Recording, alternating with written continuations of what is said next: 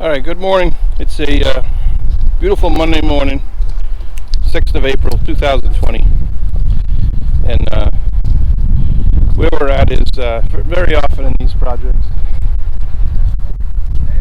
you have periods where it's chaotic. The job site is chaotic. There's things happening, there's concrete trucks, there's lumber deliveries, whatever. And then you have your moments where you're just sort of in wait mode, and you just need to chill out, slow down, and just keep perspective. So right now where we're at is, you see in the background here, the guys are taking the forms off. They just took the forms out of the hole of the house, loaded on the truck, and now they're going to most of those are going back to their shop because they're 8-foot forms and we only need 4-foot forms for the barn foundation. We're doing the barn foundation next. Today, I think the concrete truck is here actually. About 10 o'clock, we're going to pour the footings for the barn today. And then I'm trying to get, there's these connectors for the straps, for the strap connectors for the posts for the barn.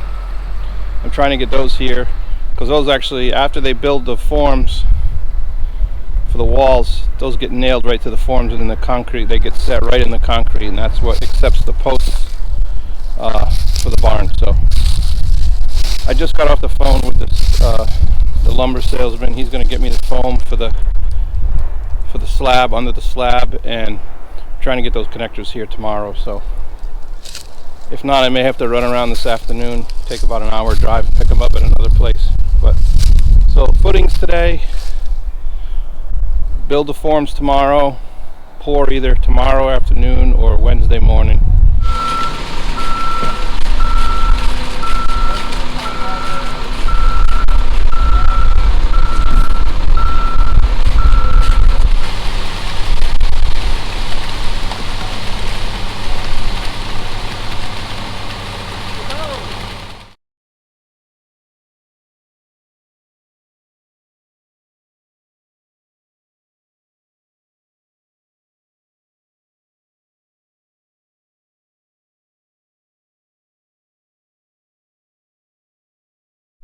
Alright, so we're back again, and the house foundation's done. The guys are here putting the forms up for the barn build, so let me take you along for that.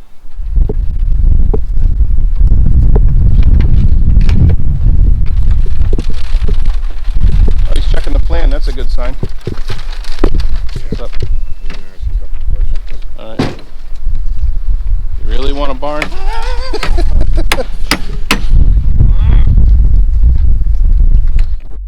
So I'm on my way to the plumbing supply house to drop off a plan, and they're going to design the loops for our radiant floor heat in the basement. You gotta do this before you pour the concrete, obviously, so that you know how much pipe you need and how long the loops will be. The loops, they're supposed to all be the same length, so that when the water comes back to the boiler, it's basically the same temperature in each loop, so that you don't get a hot spot here and a cold spot there. So it's a nice even heat in the floor. So that's what I'm doing. Is my plumber recommended a guy at the supply house a few miles away, and he does this a lot. So hopefully he's there and I can drop this off. I just wanted to shoot this because that's just to show that's the kind of stuff, we're months away from actually installing this or having heat in the basement, clearly, but this stuff you got to do way ahead of time. So the guys are back at the lot building the forms for the in 1 mile turn left. Thank you. Building the forms for the barn, and I'm out doing this, so hopefully we're going to pour that tomorrow, and then Friday, today's Tuesday, Friday we're putting the drains in the slab for the septic. You got to do that before you can pour the slab. The pipes got to go in, then you pour the concrete on the pipes. That'll be for the basement bathroom, and also it'll be stubbed up to accept the drains from up above on the first floor. So this is what building a house looks like in the middle of a global pandemic.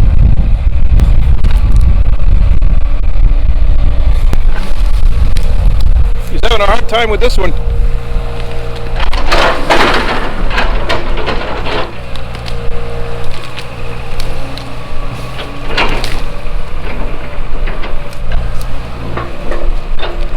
The excavator always wins.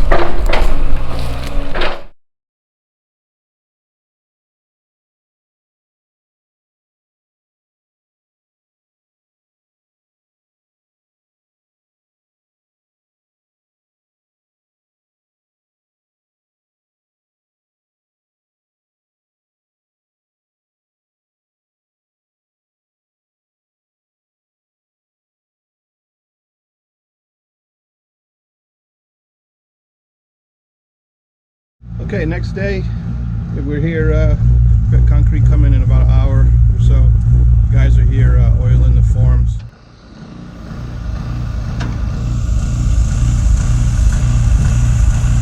So what's the oil? What's in the oil? Is it just an oil you buy just for this purpose? Oil. Form oil? Yeah.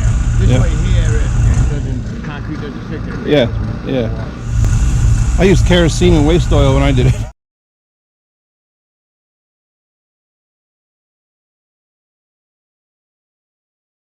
Yeah, we used to use, that's what we did. You know something? I used to go when they had like business back in the day. I used to go to the old, any garage. And Yeah, you get the waste oil, yeah. And I could cut it with kerosene or diesel. Yeah. I use that, but it stings. Yeah. Stuff doesn't, isn't that bad. Yeah. I mean, it still stings, but it ain't bad as oil. Yeah. Or diesel. Yeah.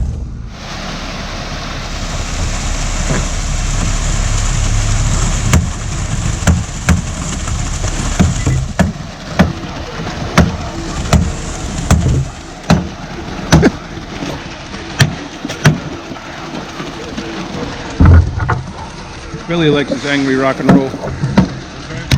So Billy likes his angry rock and roll. I hate that shit. I like good stuff. Ozzy Osbourne. Yeah, I like Ozzy. He's grungy. Diary of a Madman. Yeah. I'm Jenna Ryan, CEO and founder of Utah. I used to listen to that before my basketball games in high school to get me pumped up. Yeah. Crazy Train. Yeah, and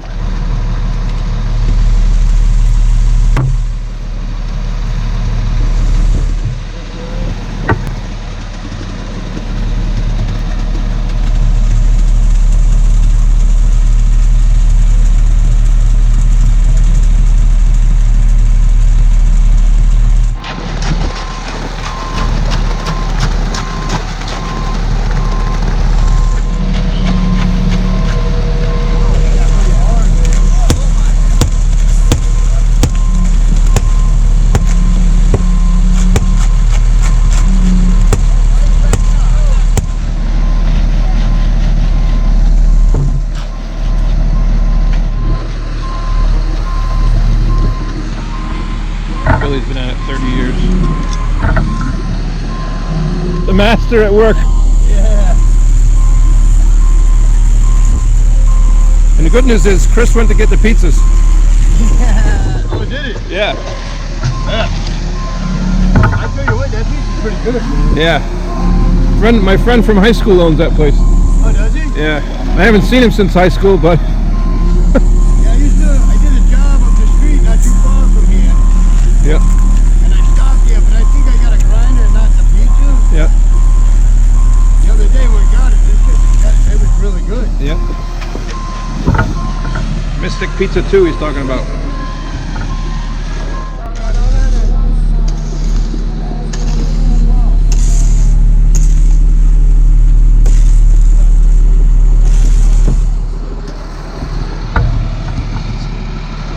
Well, what a day this has been. It's the day we poured the barn. I think it's April 8th. April 8th, 2020.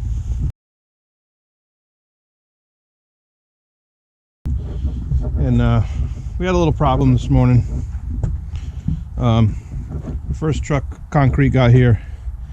We started pouring the back, and that was going fine.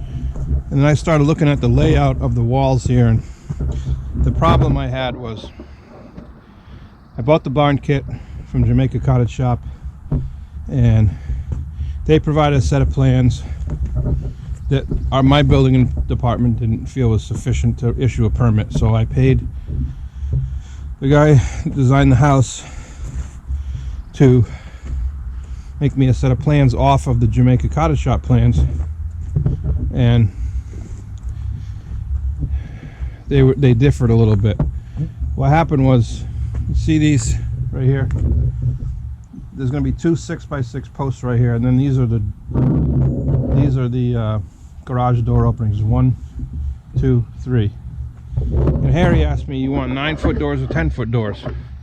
I said 9 foot's fine. We made 9-foot doors. But what it did was it made these post locations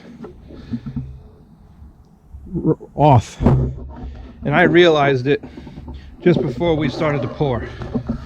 So I brought it to Billy's attention, and they came and they took these, because these straps, you get one chance to get those straps in the right place. So we took them off and moved them around. All I needed was you know, the center of these two posts right here to be at 12 foot from the end of the wall. 12 foot to that one, 12 foot to the end of the wall. Because remember, it's a pre-cut kit. The wood's already all cut.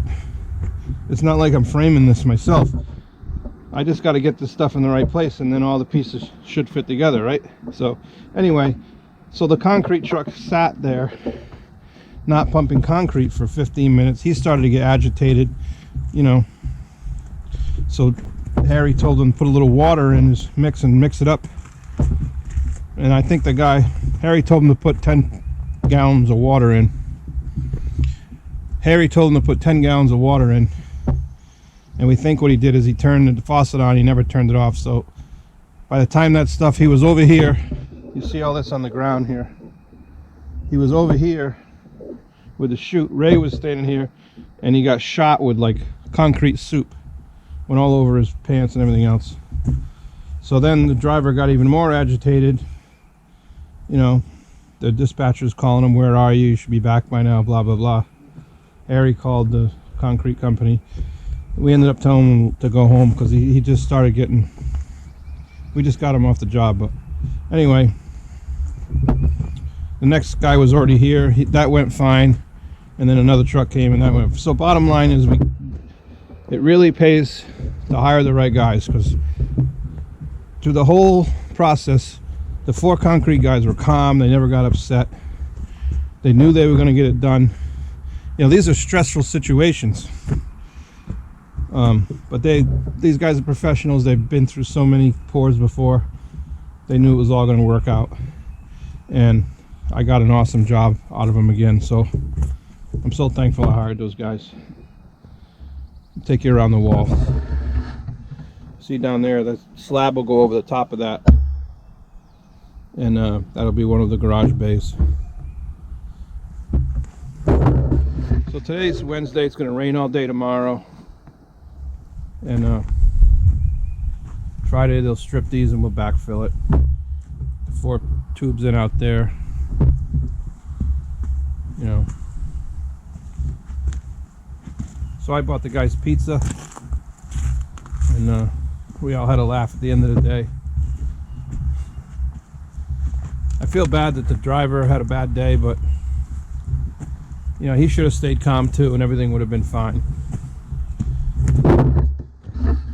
Once we realized that he wasn't going to be calm,